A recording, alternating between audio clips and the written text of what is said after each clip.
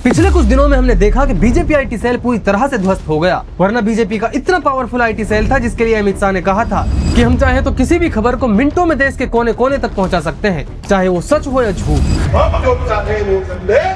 जनता के अंदर पहुंचाएगा, चाहे खट्टा हो, चाहे मीठा हो, चाहे सच्चा हो, चाहे झूठा हो। वो आईटी सेल जो किसी की इमेज को कुछ ही मिनटों में इतनी बिगाड़ सकता है कि फिर उससे उभरना जिंदगी भर के लिए नामुमकिन हो जाता है। वही आईटी सेल जिसके ऊपर बीजेपी हर दिन के हिसाब से करोड़ों रुपए फूंकती है। तो फिर ऐसा क्या हुआ कि इतना पावरफुल तंत्र अपनी पूरी कोशिश करने के बावजूद एक प्रोटेस्ट को डिफेम करने में नाकाम रही और ये प्रोटेस्ट उसकी नाक के नीचे से कामयाब हो गया।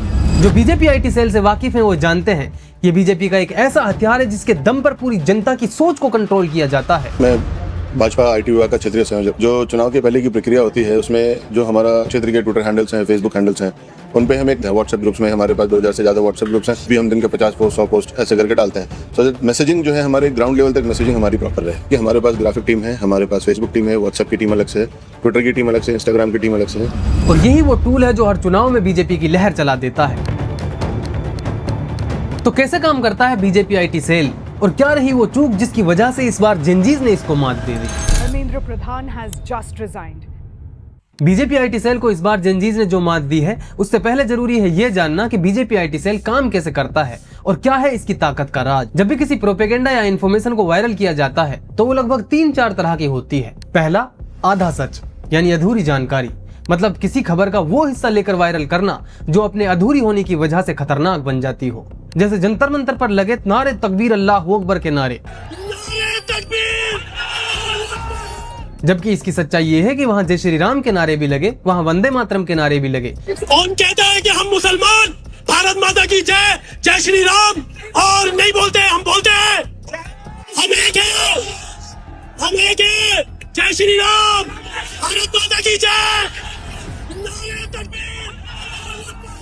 लेकिन उस वीडियो की सिर्फ ये क्लिप काट कर वायरल कराई गई और पूछा गया कि ये कैसा स्टूडेंट प्रोटेस्ट है जहां सिर्फ एक ही धर्म के नारे लग रहे हैं। दूसरा, लिंक जोड़ना, मतलब जब इन्हें किसी को बदनाम करना हो तो उसके लिंक उस आदमी या उस संगठन के साथ जोड़ देते हैं जो पहले ही बदनाम है या फिर अपराधी है। जैसे सीजेपी की लीडरशिप का शर्जील इमाम या फिर उमर खालिद के साथ लिंक जोड़कर ये साबित करने की कोशिश करना कि ये तो इन लोगों के साथ मिले हुए हैं और ये तो टुकड़े टुकड़े गैंग का हिस्सा है।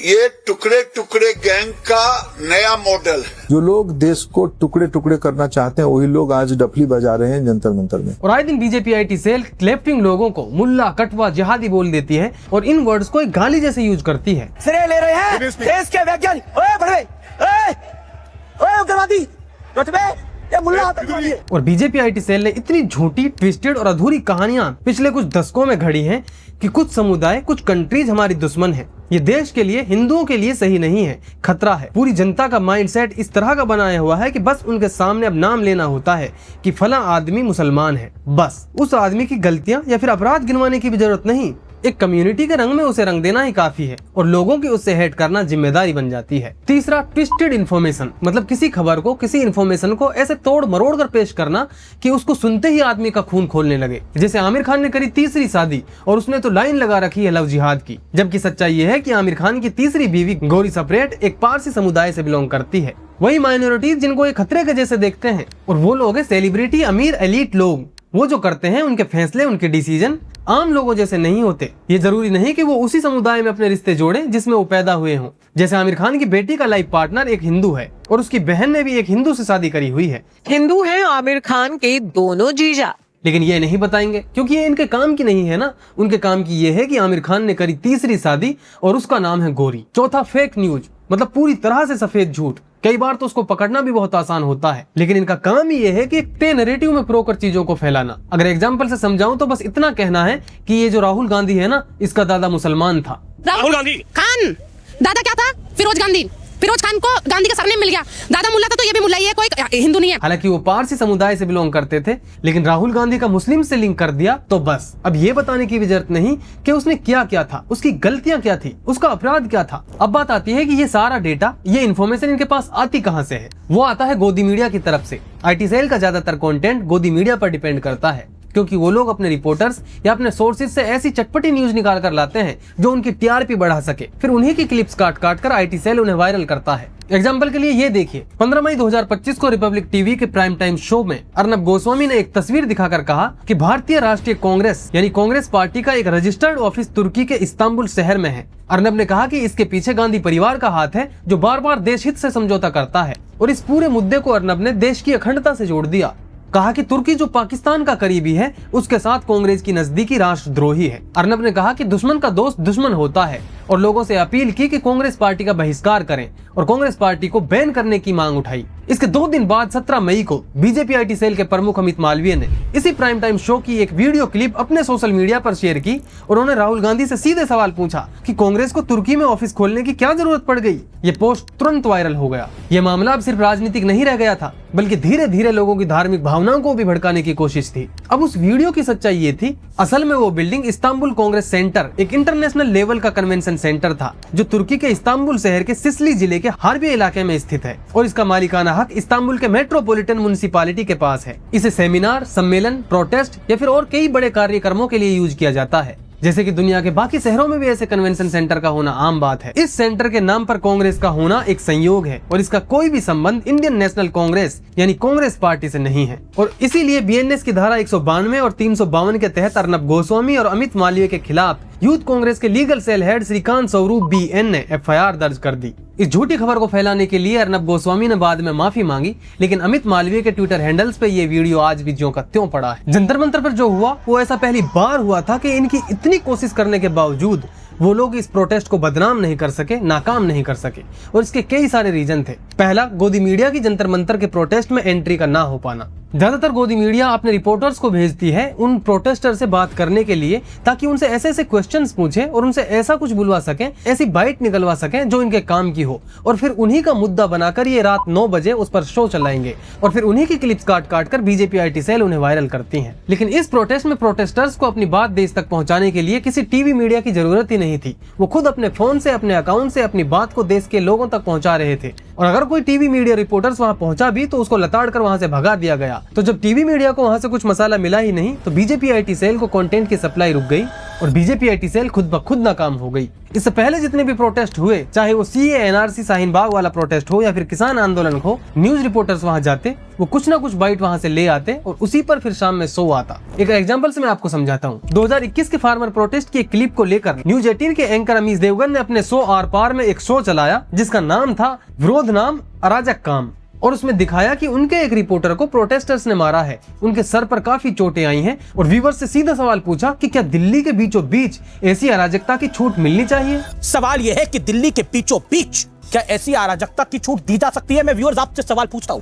जबकि उस क्लिप की सच्चाई ये थी कि इनका जो कैमरामैन था नगेंद्र गोसेन, उसकी एक फ्रीलांस पत्रकार से झड़प हो गई थी और इनकी आपस की हाथापाई में नगेंद्र को छोटी मोटी चोटें आ गई थी। लेकिन इसी क्लिप को लेकर अपने शो आर पार में अमीश देवगन ने एक अलग नैरेटिव के साथ इसको पेश किया और फिर वहीं से अमित मालवीय ने अपने ट्विटर पे इसे पोस्ट करके पूछा कि ये कैसे किसान हैं जो दिल्ली को बंधक बनाकर बैठे हैं, मीडिया को टारगेट कर रहे हैं, लाल किला को तोड़ रहे हैं और बॉर्डर्स को ब्लॉक कर रहे हैं, वो भी ऐसे मौसम में जो बुआई और कटाई का पीक है। और वहीं से फिर आईटी सेल ने उसे वायरल किया। लेकिन जब इस बाइट का फैक्ट चेक हुआ तो पता चला वो मारपीट तो आपस में टीवी न्यूज रिपोर्टर की लड़ाई थी, ना कि किसी भी फार्मर प्रोटेस्टर्स के साथ। लेकिन इस कहानी को दूसरे एंगल से फैलाया गया। इसी तरह जब दिसंबर 2019 में सीए एनआरसी को लेकर देश भर में प्रोटेस्ट हो रहे थे तो उस समय के कानून मंत्री रविशंकर प्रसाद ने दावा किया कि प्रोटेस्टर के पीछे टुकड़े टुकड़े गैंग है, मतलब एक काल्पनिक गैंग के नाम पर प्रोटेस्टर्स पर देशद्रोही का ठप्पा लगा दिया। और फिर एक साल बाद यही कहानी बीजेपी आईटी सेल ने किसान आंदोलन पे दोहराई। इस बार उनको नया टैग मिला, खालिस्तानी। बीजेपी आईटी सेल के मुखिया अमित मालवीय ने एक वीडियो ट्वीट करके किसान आंदोलन को खालिस्तानी एजेंडे से जोड़ दिया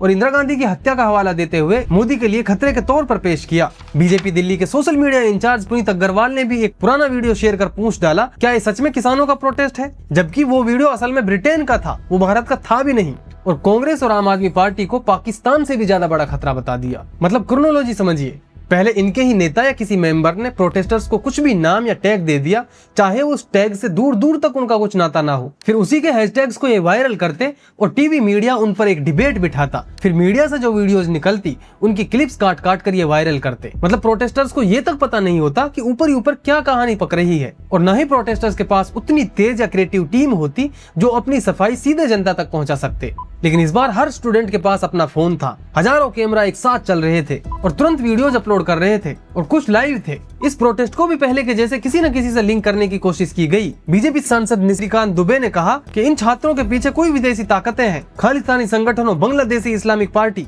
पाकिस्तान समर्थित गुटों और सोरोस फाउंडेशन से जुड़े हैं और चाइना तक से फंडिंग के आरोप लगाए कि इन लोगों के पास खाना पीना कहां से आ रहा है। लेकिन जेनजीज ने इस चीज का काउंटर दिया और वो सीरियस लेने के बजाय इस चीज का मजाक बना देते हैं। भाई मम्मी ने भगा दिया है और उनको लग रहा था भूखा मरूंगा, मेरे साथ कॉकरोचेज है, देखो भाई भंडारा हो रहा है। ऐसे स्टायरिकल वीडियोस बना के डालने लगे कि 3 चाय का पेमेंट सीधे शी जिनपिंग से करा रहे हैं। हॅलो शी जिनपिंग, तुम्ही प्रोटेस्टला फंड करताय असं कळलं, इथं मी प्रोटेस्टला आलोय, 3 चहा घेतलेत, तेवढा QR कोड पाठवतो, पेमेंट करा। ओके, चांग चिंग चुंग। और कुछ इंडिपेंडेंट जर्नलिस्ट थे, उन्होंने ऐसी बहुत सारी वीडियो दिखाई कि वहाँ पर डिलीवरी बॉयज जोमेटो या स्विगी के थ्रू बहुत सारा खाना लेके आ रहे हैं जो कि देश के अलग अलग हिस्सों से लोग उन्हें ऑर्डर कर रहे हैं।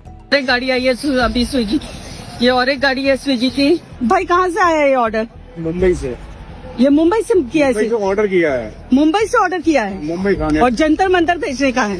मतलब जो जो चाले बीजेपी IT सेल चलता गया उसका काउंटर या तो इन लोगों के पास पहले से ही था या फिर एक प्रोपेगेंडा या फिर फेक न्यूज को बस्ट करने के लिए एक साथ reel, shorts, stories, status post आ जाती। लोग मीम बना बनाकर और स्टाइरिकल वीडियो बना बनाकर उन प्रोपेगेंडा का जवाब देते, उन सारे फेक न्यूज का जवाब देते। एक तरफ प्रोटेस्ट को बदनाम करने के लिए या फिर जो भी है उसको कहा जा रहा है कि वहाँ पर टूटी हुई कार रखी हुई है, लेकिन यहीं पर आप दूसरी तरफ देखेंगे जो वॉलंटियर्स है या फिर जो यहाँ पर प्रोटेस्ट में आए हुए लोग हैं किस तरह से साफ सफाई का विशेष ध्यान रख रहे हैं। पहले क्या होता था कि प्रोटेस्टर्स को हार मार कर मीडिया का सहारा लेना पड़ता अपनी बात को और लोगों तक पहुंचाने के लिए, देश तक पहुंचाने के लिए, लेकिन इस बार ऐसा नहीं था। जेनजीज के हाथ में हजारों फोन एक साथ जब चलते और 22 मिलियन से ज्यादा फॉलोअर्स वाला कॉकरोच जनता पार्टी ये सब मिलकर जब कंटेंट डालते तो तुरंत लोगों तक पहुंचता और सबकी फीड पर सिर्फ और सिर्फ जंतर मंतर की वीडियोज ही तैरती नजर आती। इनमें बच्चों का अपना अधिकार मांगना, उनका हौसला, उनका जज्बा, उनका स्टायर, उनका ह्यूमर, कुछ इमोशनल वीडियोज, कुछ जज्बे से भरी वीडियोज आती। जो भी उन्हें देखता उन्हें ये लगता कि आखिर मैं वहां क्यों नहीं, देश के एजुकेशन सिस्टम में सुधार करने की इस लड़ाई में मेरी हिस्सेदारी कहां है। चाहे वो सोनम वांगचुक की बिगड़ती हालत पर इमोशनल वीडियो हो, स्टूडेंट्स की अपनी जायज मांग रखते हुए एक लॉजिकल वीडियो हो, या फिर आपस में एम्पैथी, एक दूसरे की केयर करना हो, उसमें ऐसा कुछ भी नहीं था जिसे गोदी मीडिया तोड़ मरोड़ कर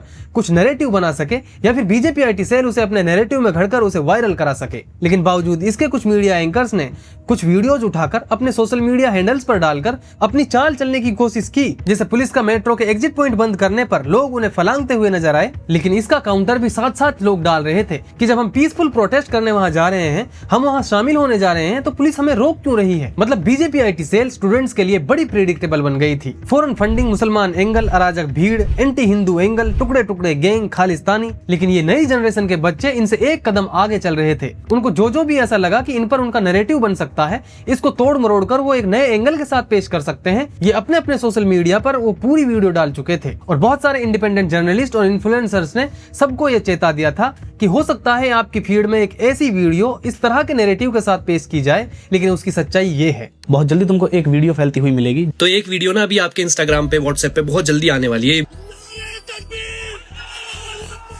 कोई भी प्रोपेगेंडा या नैरेटिव तब ज्यादा असरदार दिखता है जब वो शॉकिंग हो, उसमें कुछ नयापन हो। लेकिन जेनजीज ने एक एक बात पर सैकड़ों वीडियो बना दी, हजारों मीम, पोस्ट, स्टाइरिकल वीडियोज, वो भी बहुत स्पीड और तेजी के साथ। यानी जिस मीम कल्चर और स्पीड को बीजेपी IT सेल अब तक अपनी ताकत बनाता था, वही ताकत अब जेनजीज के हाथ में चली गई थी, वो भी ज्यादा तेज, ज्यादा असरदार रूप से। अब बस एक ही चारा बचा था कि फील्ड पर जाकर उन लोगों पर लाठीचार्ज करना और उनमें से कुछ लोगों को जवाबी कार्रवाई के लिए उकसाना। तैयारी भी पूरी थी, जैसे एक ट्रक एक रात पहले ही वहाँ पर लाकर खड़ा कर दिया था, कुछ टूटी हुई कार वहाँ पर लाकर पार्क कर दी गई थी। पुलिस ने अपने नेम बेज हटा लिए थे। 20 जुलाई को जब संसद तक मार्च निकलना था, पुलिस ने लोगों पर लाठीचार्ज कर दी, कील लगे डंडों से पीटा गया, आंसू गैस गोले छोड़े गए, बैरिकेड्स में करंट तक दौड़ा दिया गया। तुमको करंट लगा? मुझको करंट लगा है। पुलिस गालियां दे देकर लोगों को पीटती रही। पुलिस वाले खुद पत्थर चलाते नजर आए, कुछ पुलिस वाले खुद गाड़ियां तोड़ते नजर आए। लेकिन इन सारी चालों का पर्दाफाश भी ये जेनजी लोग कुछों को पहले ही कर चुके थे और कुछ हाथों हाथ करते जा रहे थे। 20 तारीख को हुई पुलिस की बर्बरता, जिस बेरहमी से पुलिस ने लोगों को मारा, बच्चों को मारा, और फिर जब उनकी वीडियोज बाहर आई, उसने सारे देश के लोगों का दिल झंझोड़ दिया। और तो और जो पुलिस ने लड़कियों के साथ बदसलूकी की, वो नाकाबिले बर्दाश्त थी। और जेनजीन से मेरी हार को भी ये पचा नहीं पा रहे हैं, अपना फ्रस्ट्रेशन अभी ऐसे निकाल रहे हैं कि उन बच्चों को, उन लड़कियों को ढूंढ ढूंढ कर उनको ऐसा बोल रहे हैं, इनकी भाषा खराब है, कोई इन्हें गटर जनरेशन बोल रहा है, कोई इन्हें सामूहिक रेप पसंद है ये बोल रहा है, और बीजेपी आईटी सेल बोल रही है कि इनके संस्कार खराब है। वही बीजेपी आईटी सेल जो अक्सर औरतों और लड़कियों के कमेंट सेक्शन में जाकर, डीएम्स में जाकर ये गंदी गंदी गालियां देते हैं, थ्रेट्स देते हैं। ये वही ट्रोल आर्मी है जो अपने बायो में प्राउडली लिखते हैं कि फॉलोड बाय पीएम मोदी। जी हाँ, प्रधानमंत्री नरेंद्र मोदी ऐसे गालीबाजों को फॉलो बैक भी देते हैं। इनके नेता संसद में गाली गलौज करते हैं। इनके नेता टीवी मीडिया में पैनलिस्ट बनकर सार्वजनिक मंचों से टीवी रिपोर्टर्स को गंदी गंदी गालियां देते हैं। खुद प्रधानमंत्री विपक्ष की महिलाओं के लिए जिस तरह की भाषा का प्रयोग करते हुए आए हैं कि एक सड़क छाप टपोरी भी शर्मा जाए। गंदे गंदे गानों पर किसी की धार्मिक स्थलों के सामने नाचना, खुलेआम गालियां दे देकर, डेथ थ्रेट्स दे देकर, तब इन्हें भाषा में कुछ दिक्कत नजर नहीं आई। भाई मेरा भी मानना है भाषा की मर्यादा होनी चाहिए, फुहड़ता और गंदी जबान का प्रयोग नहीं करना चाहिए।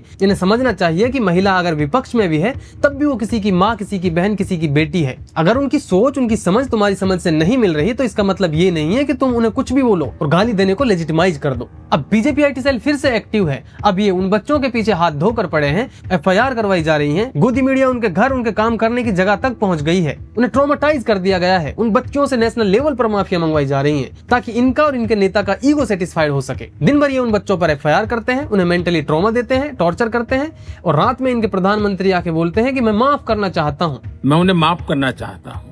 लेकिन आप मुझे ये बताइए कि आपने खुद ने विपक्ष के नेताओं की और महिलाओं के लिए भाषा की कितनी मर्यादा रखी?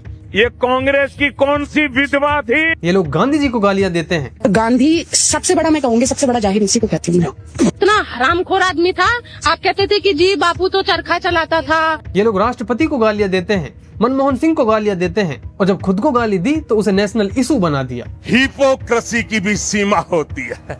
जंतर मंतर पर जो हुआ वो एक घमंडी सरकार का घमंड तोड़ना तो था ही, बल्कि उस पूरे तंत्र की भी हार थी जिसने पिछले सालों में पूरे देश भर में झूठ और नफरत की आग लगाई हुई है। लेकिन जंतर मंतर से निकला मोहब्बत का, भाईचारे का, इनकलाब का ऐसा सैलाब जो पूरे बीजेपी आईटी सेल को बहा कर ले गया। क्योंकि इस बार जिस जेनरेशन से इनका पाला पड़ा है उसके लिए खुद मोहन भागवत कहते हैं कि इनको संभालना पुरानी पीढ़ियों जितना आसान नहीं है। तो क्या है ऐसा इस जनरेशन में, और कैसे काम करता है एक जेनजी का ब्रेन, और क्या है इनके सोच के पीछे की साइंटिफिक सच्चाई, इन सब पर हमने एक डिटेल्ड वीडियो बनाई हुई है। आप इस वीडियो पर क्लिक करके उसको देख सकते हैं। अगर ये वीडियो अच्छी लगी हो तो लाइक शेयर करना और हमारे चैनल को सब्सक्राइब करके हमारा सहयोग करिए। Thank you.